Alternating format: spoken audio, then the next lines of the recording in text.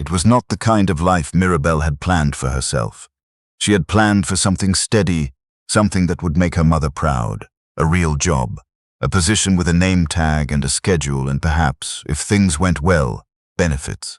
She had studied hard enough for that, stayed up late enough, sacrificed enough weekends while her friends were out dancing along Rue Sainte-Catherine, laughing with their heads thrown back in the cold Montreal air. But life, as Mirabel had come to understand it, rarely cared much for plans.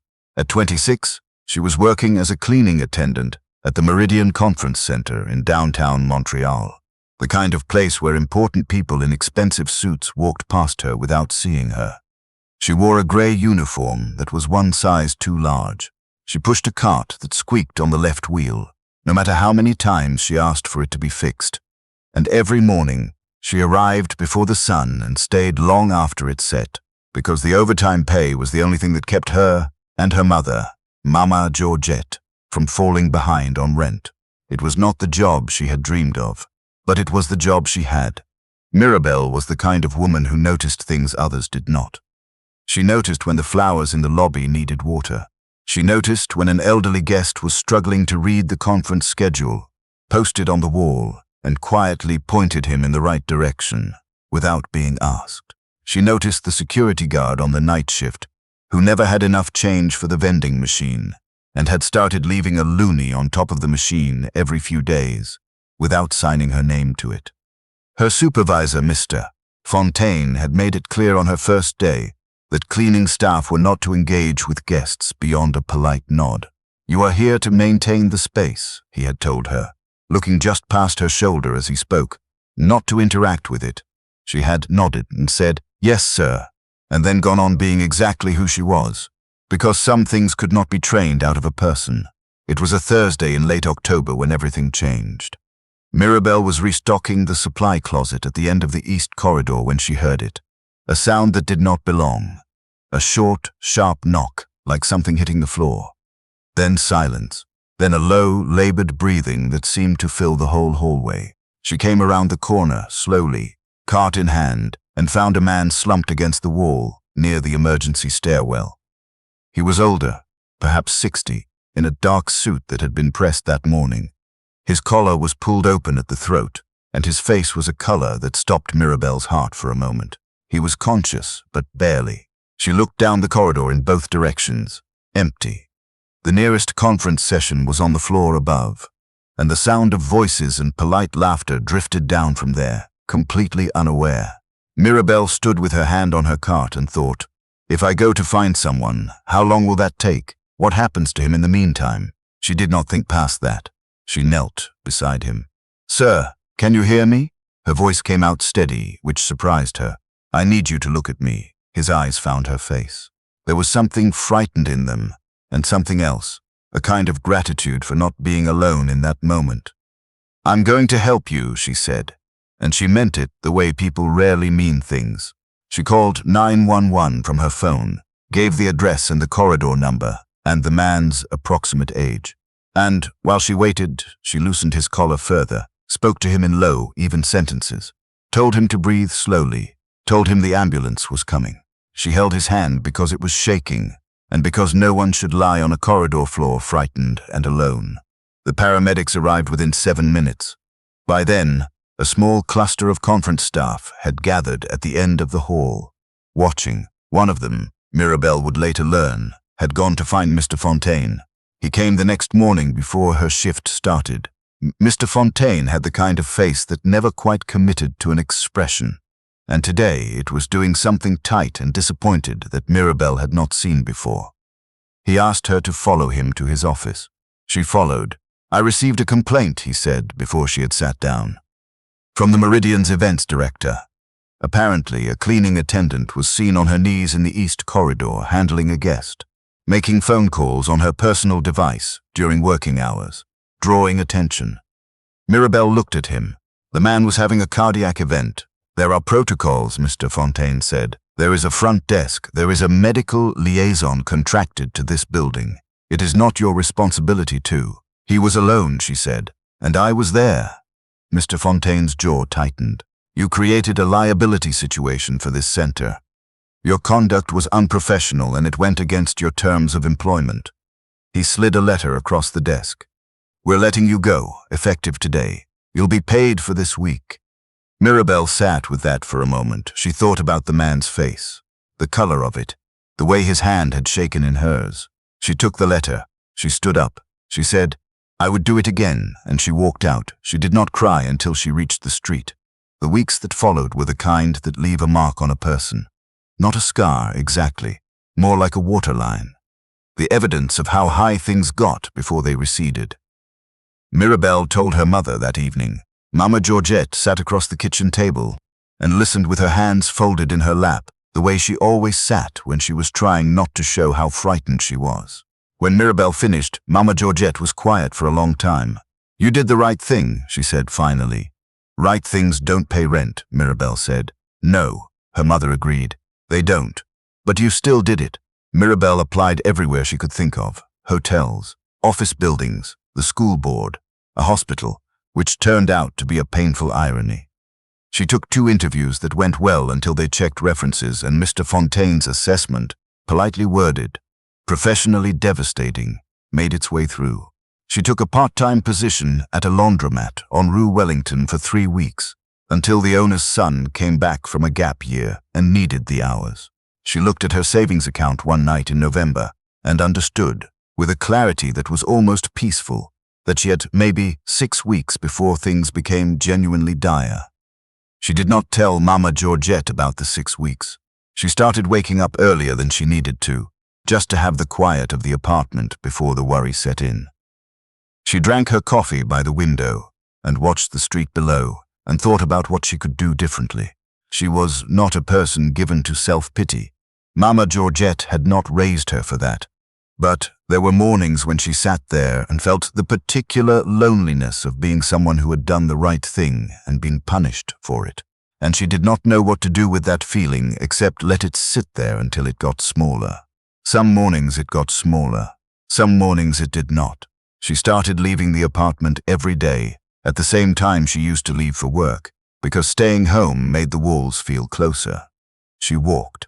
She walked through Pointe St. Charles and along the river, and sometimes all the way up to the plateau, and she let herself look at the city the way she used to look at it when she first arrived from Lagos with Mama Georgette, when she was 9 years old, everything feeling large and possible and cold in a way that was exciting instead of just cold.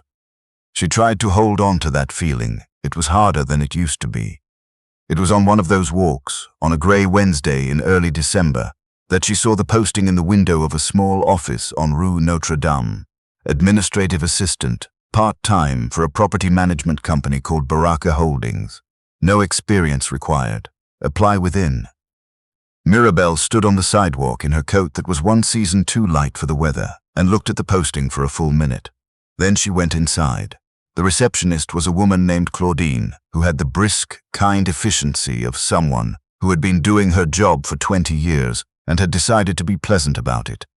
She handed Mirabel an application form and a pen. Mirabel filled it out at a side table and handed it back.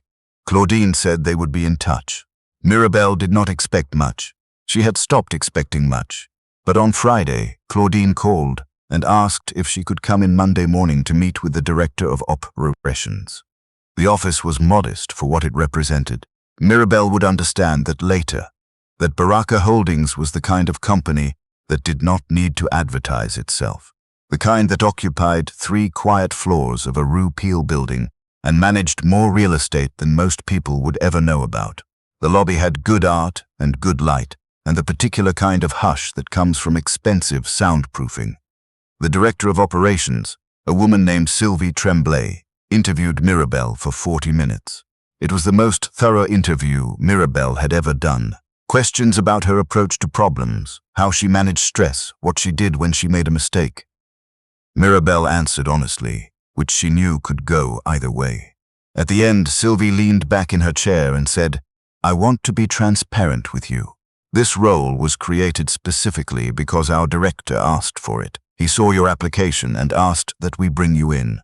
Mirabel looked at her. "Your director, Mr. Osei," Sylvie said. "He'd like to meet you as well, if you're comfortable with that." The name meant nothing to Mirabel. She said she was comfortable. Sylvie made a call, and they waited for 3 minutes, and then the door opened. Mirabel recognized him immediately. He was taller than she had realized, standing. His face had more color now, and he was moving well, and he wore his suit the way people wear things that fit them properly. But she knew the hands. She had held one of them on a corridor floor in October, while he tried to remember how to breathe. He stopped when he saw her recognition, and something in his face went quiet and careful. "Miss Mirabel," he said. "Mr. O.C.," she said, because it was the only thing she could think to say. He sat across from her.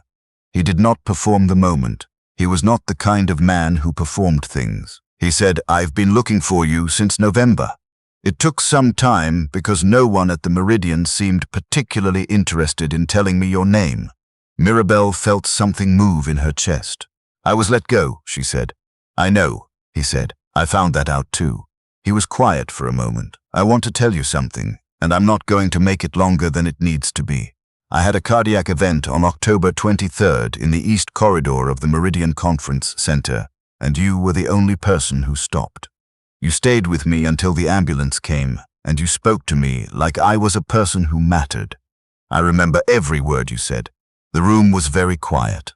"You don't owe me anything," Mirabel said carefully. "No," Mr. O.C. agreed. "I don't, but I do intend to repay a kindness, which is a different thing." He looked at her steadily. "I spoke with Sylvie about what this company needs and what you might be capable of. The position is real. The salary is fair.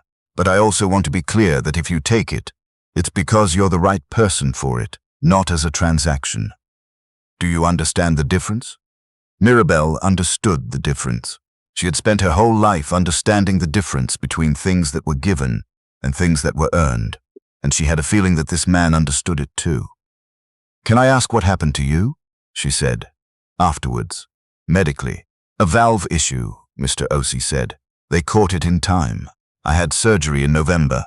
I'm told another 10 minutes on that floor and the outcome would have been considerably different." He said it matter-of-factly, the way people talk about things they have had time to process. Mirabel sat with that. 10 minutes. "I'm glad I was there," she said. "So am I," he said. She took the job.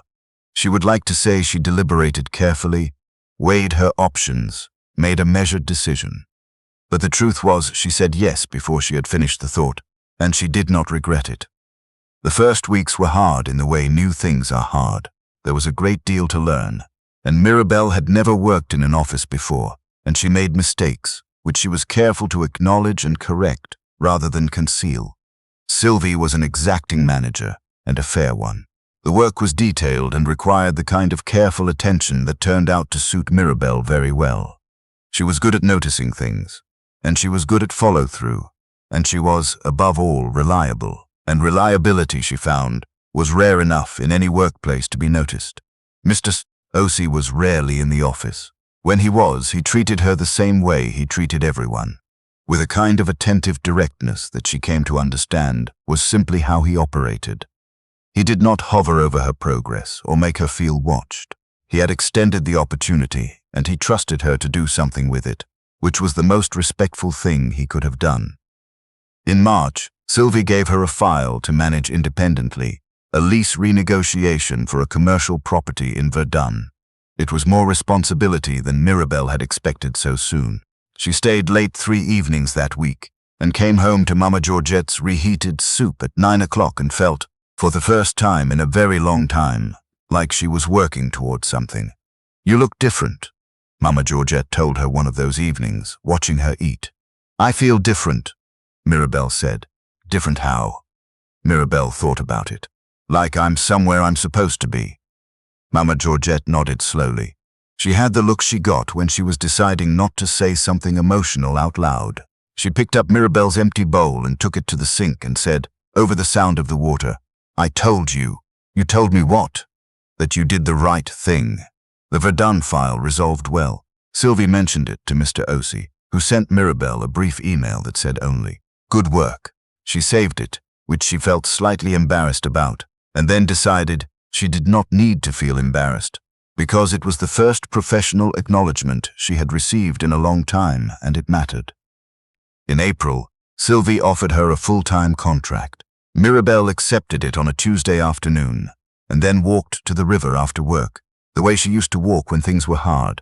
Except now, she walked because she wanted to be outside with something good, rather than because the apartment walls felt close.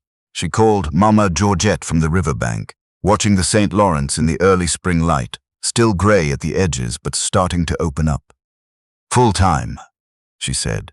There was a long pause on the other end of the line. "Mirabel," Mama Georgette said, and her voice had that particular quality it got when she was proud of something and trying to sound calm about it. "I know," Mirabel said. "Benefits? Yes." Another pause. "Your father would have been so." She stopped. Started again. "I'm very proud of you." Mirabel stood there by the river with her phone pressed to her ear and said, "I know, Mama. I know," and she meant it the way she meant most things, fully, without holding anything back. She ran into Mr. Fontaine in June. It was outside a pharmacy on Rue Sainte-Catherine, and he was with his wife, and he recognized her first, which she could tell because something in his posture shifted before she had turned around. She saw him, and she stopped. He looked at her for a moment. She saw him take in her coat, a good one now, properly warm, and whatever ease was in her face. "Mirabel," he said. He sounded uncertain, which was a version of him she had not seen before. "Mr. Fontaine," she said. There was a pause that neither of them tried to fill with anything false. "Are you doing well?" he asked. "I am," she said. "Yes." She did not ask him the same question. She did not need to. She nodded politely and said, "Take care," and walked on. She did not feel triumphant. She did not feel bitter. She felt, mostly, like someone who had gotten through something and come out the other side, which was its own kind of quiet satisfaction. At the company's midsummer gathering in July, held at a rooftop space in old Montreal, with a view of the river that Mirabel stood at for a long time, Mr. Ossie found her near the railing. "How is the work treating you?" he asked. "Well," she said. "Better than I expected. Better than you expected. Or better than you'd let yourself hope." She looked at him. He was smiling. The small, precise smile she had learned was what a real smile looked like on him. "Both," she admitted. He nodded. He looked out at the river. "I've been thinking about something," he said. "Sylvie has recommended you to take over the residential portfolio management starting in the fall.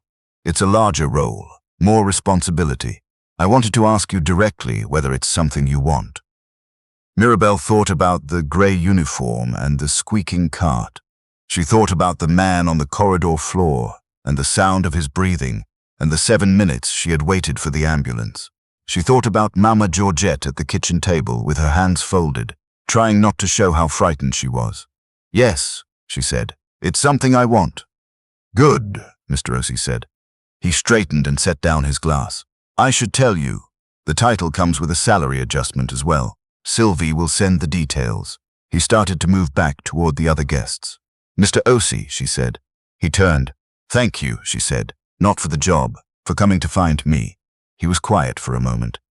"You would have found your way eventually," he said. "I just shortened the distance. That's not nothing," Mirabel said. "No," he said. "I don't suppose it is." She told Mama Georgette that night, sitting in the kitchen the way they always sat for the important conversations. With tea they barely drank because it was never really about the tea. Mama Georgette listened. She asked 2 questions, about the role and about the salary, and when Mirabel answered both, she was quiet for a long moment. "I used to worry," she said, "that being good at being good would cost you too much, that the world would just keep taking from you, and you wouldn't have enough left." Mirabel wrapped both hands around her mug. "And now?" Mama Georgette looked at her daughter. "Now I think it cost you the right amount." Outside, Montreal was doing what it does in July, loud and warm and full of itself, the kind of city that believes, at least in summer, that good things are possible. Mirabel sat with her mother in the kitchen and drank her tea and let herself believe it too. She had not expected a year ago to be here. She had not expected any of it. But she had knelt down on a corridor floor because a man needed help, and she was there, and she had held his hand because no one should face something frightening alone, and everything that followed. The lost job, the long months, the river walks in winter, and finally this, had all flowed from that one moment when she had simply chosen to be the person she was. She did not think of that as a strategy. She had not been calculating a return. She had just been Mirabel, and it turned out that was enough.